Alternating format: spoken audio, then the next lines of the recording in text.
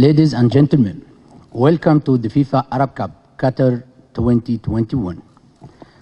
Let's begin the pre-match press conference for match number 28, which will be between Morocco and Algeria, and which will be played tomorrow at Al Tumama Stadium. Allow me to welcome Mr. Majid Bouguerra, the head coach of Algeria, and also the star of the team, Zakaria Draoui. Before proceeding to the process for this press conference, kindly note that the translation is available in Arabic, English, and French. Now, let's start by having a quick brief from Mr. Majid Bouguerra, the head coach of Algeria. Mr. Majid. Salam alaikum à tous. Bismillahirrahmanirrahim. Bah écoutez, deuxième phase de cette compétition, les quarts de finale, match éliminatoire direct. Donc avec un super match, un super derby que je pense que beaucoup de supporters et de téléspectateurs attendent de voir impatiemment. Un match avec beaucoup, je pense qu'il y aura beaucoup d'intensité, un derby dans tout ce qu'il peut comprendre. Et voilà, on sait que ces matchs sont faits pour gagner, quelle que soit la manière. Mais en tout cas, je suis sûr que les équipes qui seront à la hauteur, avec du beau spectacle. Et voilà, en tout cas, nous, on a bien récupéré, on s'est bien concentré sur ces 3 jours-là. Ça fait du bien d'avoir 3 jours. Pendant les phases de poule, nous avions que 2 jours de récupération, donc plus de temps pour récupérer, pour travailler. Et Inch'Allah, trouver des joueurs pleins de fraîcheur pour réaliser un bon match, Inch'Allah. Voilà. Thank you. And now, let's move to the star of the team, Zakaria Draoui. What would you like to say about tomorrow's game, Zakaria?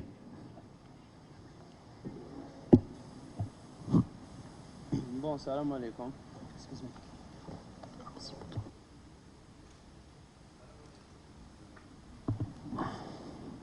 بون هنا دوري المجموعات حققنا المرتبة الثانية. راح نواجهه في دور ربع النهائي فريق المغربي. راح تكون مباراة مهمة إن شاء الله. إن شاء الله احنا رانا محضرنا لها كما ينبغي هذه المواجهة باش إن شاء الله نحقق فيها الفوز والتأهل إلى الدور النصف النهائي.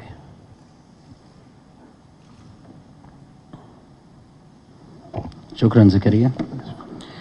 Ladies and gentlemen, now, if you would like to ask a question, please raise your hand until I give you the floor. And firstly, please identify yourself and your organization. Sir.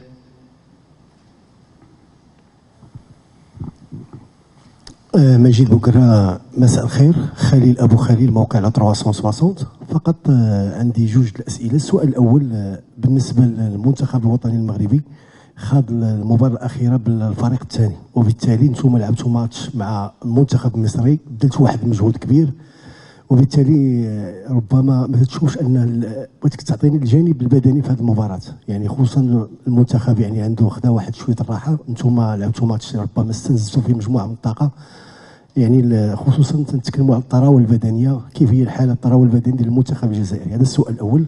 بالنسبه للسؤال الثاني هو اكيد على انك غتكون شاهدتي مجموعه من المباريات ديال المنتخب الوطني المغربي، كيفاش تتعلق لي على 0 شباك نظيفه للمنتخب الوطني ب0 هدف وتسجيل 9 أهداف كامله، وبالتالي القوه الهجوميه ديال المنتخب الوطني؟ وشكرا.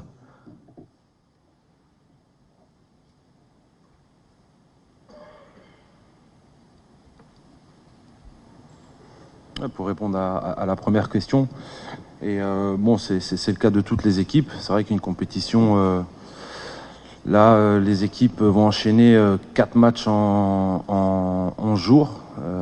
C'est vrai que c'est quelque chose d'assez intense, mais ça fait partie du jeu. Donc, comme je l'ai dit, on a la chance d'avoir un staff médical qui travaille très très bien. On a tout misé sur ça, sur la récupération. C'est vrai que l'équipe du Maroc, sur le dernier match, a fait tourner son équipe. Nous, on a joué contre l'Égypte, c'était un derby, donc il était important aussi pour nous de le gagner, parce qu'on joue chaque match pour justement performer et gagner quel que soit l'adversaire. Donc oui, sur du long terme, plus on approche la finale, plus l'aspect fraîcheur physique est importante. Mais après, voilà, lors des derbies, généralement, tout sera focus sur l'état d'esprit. Et généralement, quand on a envie, quand on veut se surpasser, on peut justement surpasser ce manque physique s'il a lieu d'être. Mais alhamdoulilah, je pense que les joueurs ont très bien récupéré. Et comme je vous ai dit tout à l'heure, les 3 jours entre chaque match, je pense qu'on va faire la différence. Donc voilà. Ensuite, pour l'équipe du Maroc, oui, une équipe qui performe depuis plusieurs années avec l'entraîneur Hamouda. Voilà, ils ont gagné 2 CHAN. C'est une équipe qui se connaît bien, qui a l'habitude de jouer ensemble. Des joueurs quasiment tous évoluent dans le championnat local. Voilà, ça c'est une équipe qui n'a pas concédé de but, qui a marqué beaucoup de buts, un peu comme nous. Donc c'est pour ça que je vous ai dit tout à l'heure, ça va être un super match. On va avoir 2 grandes nations de football africaines, du Maghreb, avec des équipes joueuses, techniques, avec beaucoup d'envie. Donc tout est là, Inch'Allah, pour faire un bon match et puis que le meilleur gagne. Salam alaikum. Monsef Addi. Excuse me. Colleague photographers, just kindly note that you have only 5 minutes. So, it's over. Thank you. Sir. السلام عليكم سي عبد المجيد. السلام. منصف عدي صحفي بموقع البطولة المغربي. سؤالي للسي عبد المجيد هو يعني في المباراة الأخيرة أمام المنتخب المصري كانت ندية كبيرة من الجانبين، يعني كل طرف حاول أنه ينافس على بطاقة العبور كمتصدر المجموعة، الأمر اللي استنزف طاقة المنتخبين معا. الآن يعني ديربي مغاربي خاص بنكهة خاصة واستثنائية، أكيد تغطية إعلامية كبيرة قبل المباراة من الجانبين، ما سيشكل ضغط نفسي على الطاقم التقني وكذلك اللاعبين. سؤالي الأول يعني كيف تتعاملون مع الضغط الإعلامي قبل المباراة كلاعبين وكطاقم تقني؟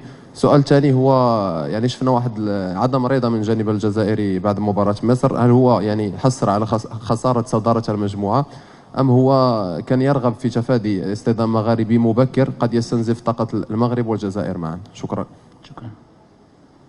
3 questions.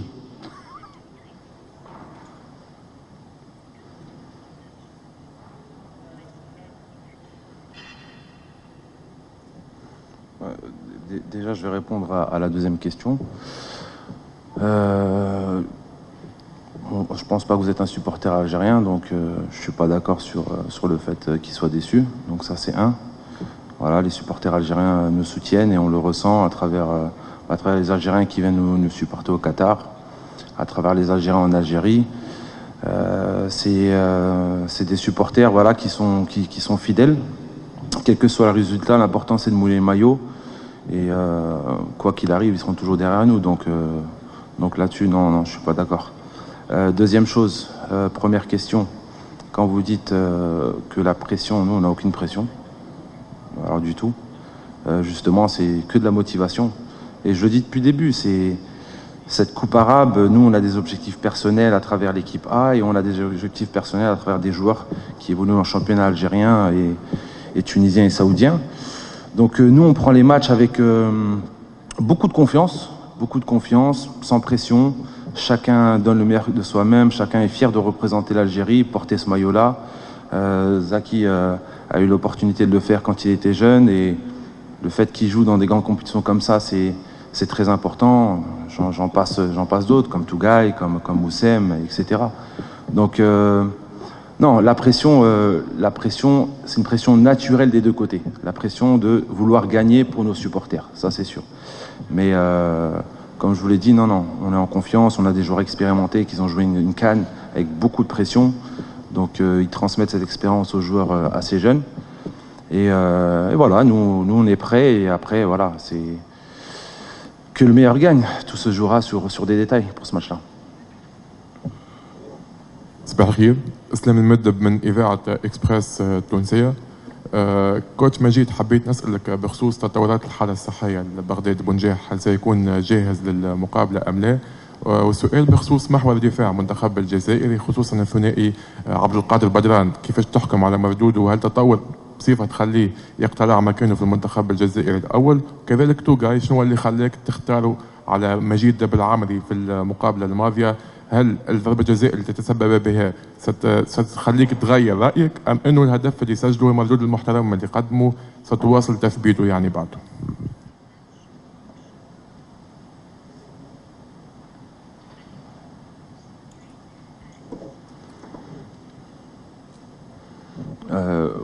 traduction. تهضر على من quel joueur? اوكي. تحبهم؟ طراجي؟ يعني عارف. شكون تسيبورتي انت؟ Ok.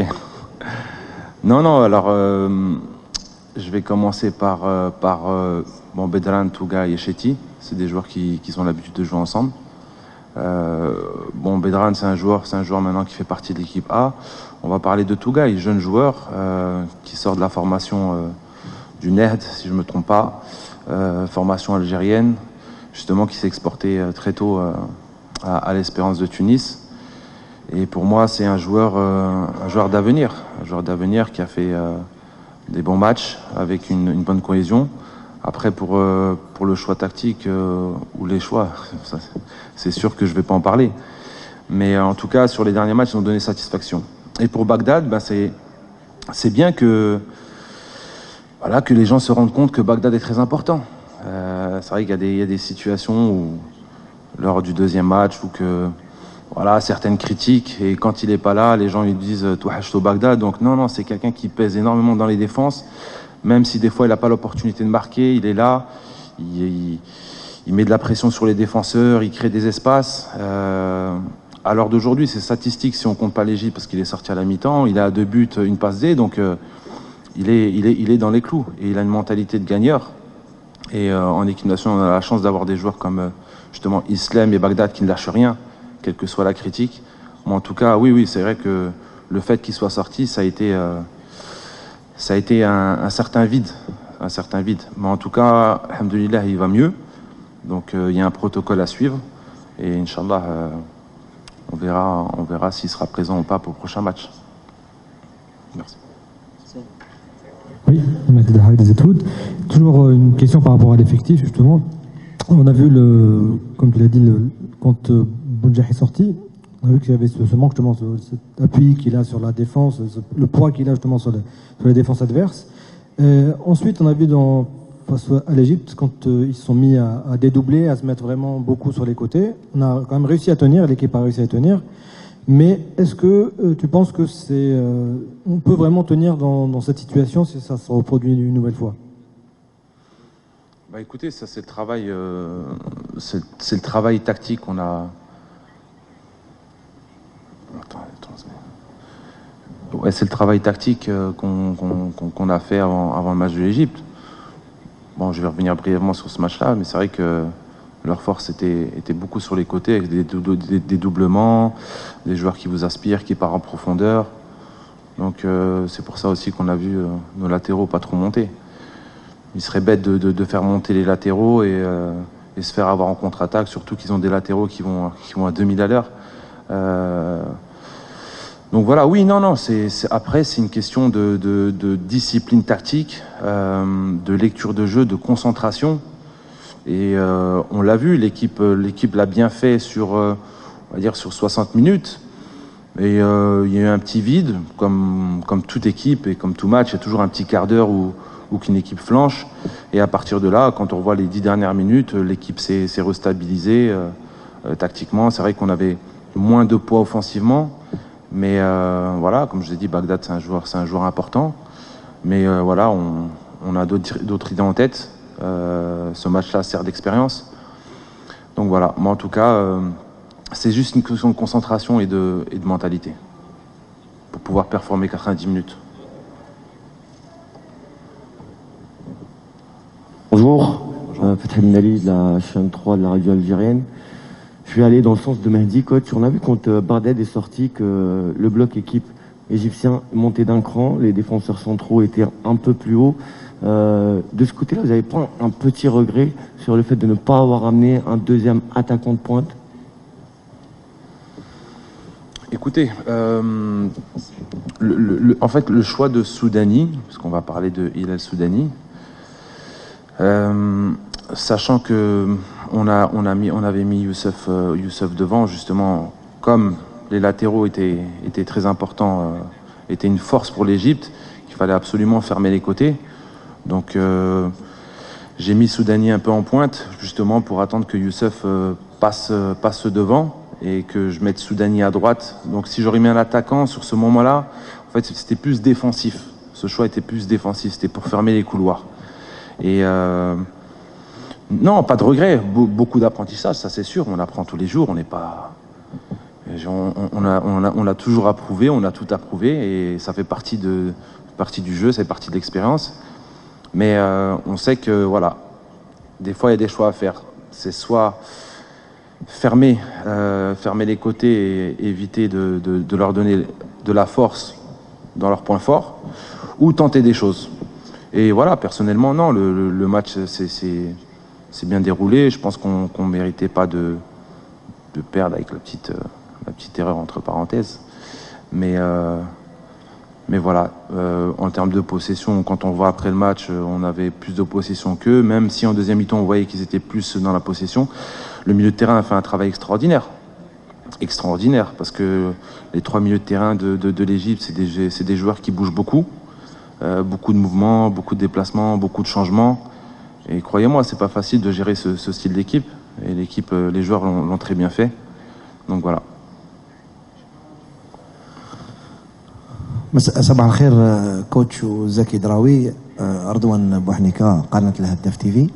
زكي دراوي، انت شاركت في مباراة كبيرة امام منتخب مصر، ماهوش منتخب اللي بالسهل تواجهوه. هل تعتقد بانه انت راك راضي على المردود اللي قدمته امام مصر وفي مباراة كانت قوية جدا؟ ومباراة على المغرب انت كيفاش تشوفها؟ يعني انتم كلاعبين كيفاش راكم تحدثوا على هذا اللقاء بعد ما شفناكم، يعني بعد نهاية لقاء مصر كنتوا شوية متأثرين وكنتوا حابين تحتلوا المرتبة الأولى. السؤال التالي لسي مجيد بوقرة يتعلق بلوكا تاع جمال بالعمري. نشوفوه راهو يتدرب مع المنتخب دائما يعني في التدريبات، لكن يوم المباراة رانا نشوفوه حتى في التسخينات ما يسخنش مع زملائه. هل هو مصاب يعني وما يقدرش يشارك، ولا هي خيارات تكتيكية؟ سي الخيارات تاع مجيد بوقرة انه يوضع الثلاثي اللي يلعب في الترجي التونسي لانهم عندهم انسجام بيناتهم. وسؤالي الثاني بخصوص المقابلة تاع المنتخب المغربي سي مجيد بوقرة، هل ما تخوفش يعني انه المباراة هذه راح تكون صعبة على الجزائر، لانه كاين انسجام كبير داخل المنتخب المغربي اللي متعود يلعب مع بعض، في حين انه احنا كاين لاعبين خاصة في الشق الهجومي. لما خرج بغداد بونجاح لاحظنا بانه ما كانش رأس حربة اللي يقدر يعوضوا، بدليل انه عوضوا سوداني في وقت ما ومن بعد بالليلي في وقت اخر. شكرا.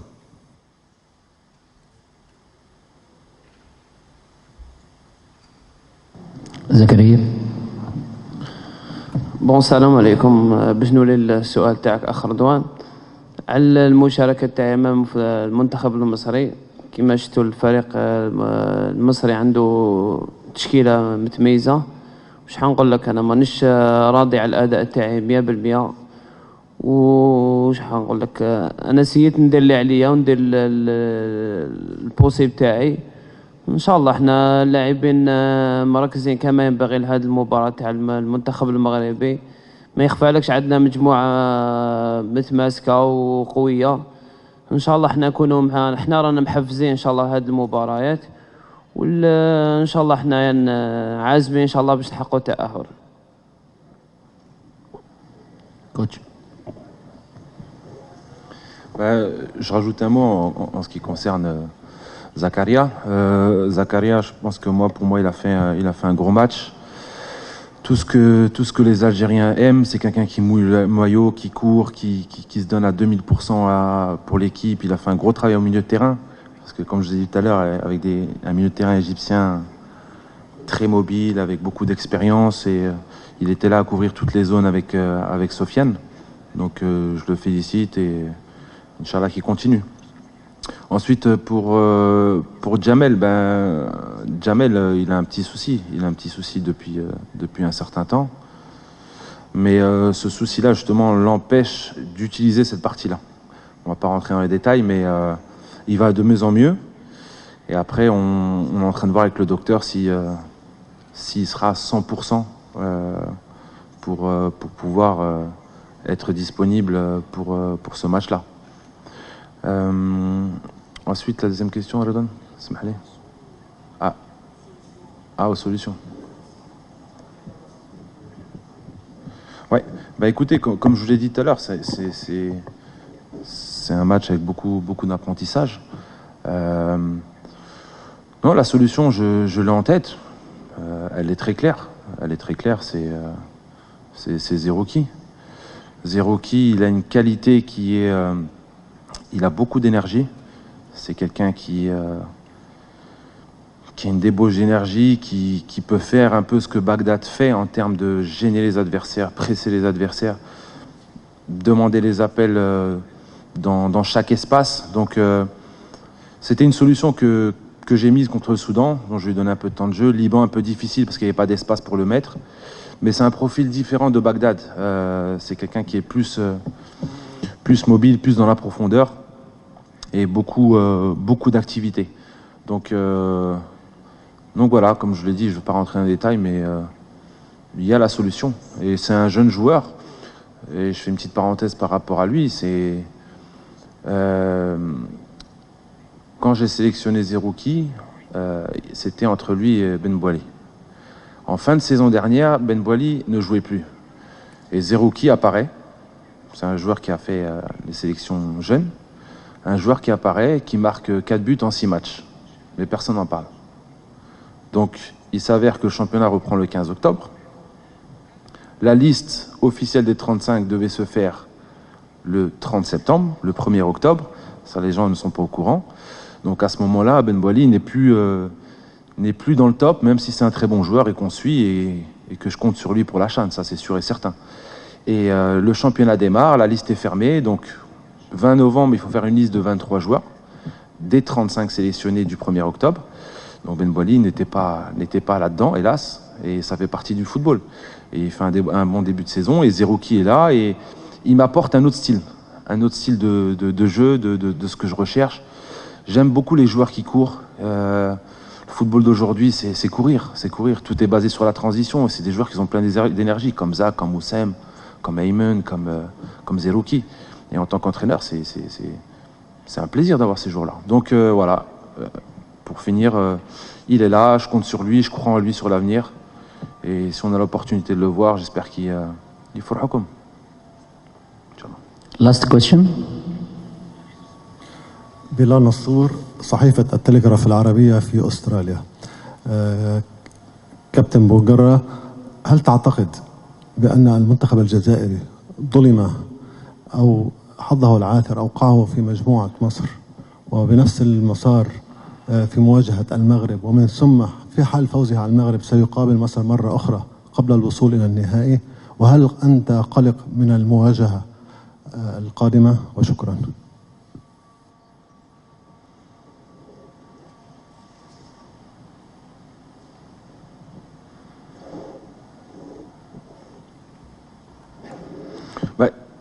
Écoutez, déjà, j'espère que dans ce genre de match, que tout le monde soit à la hauteur.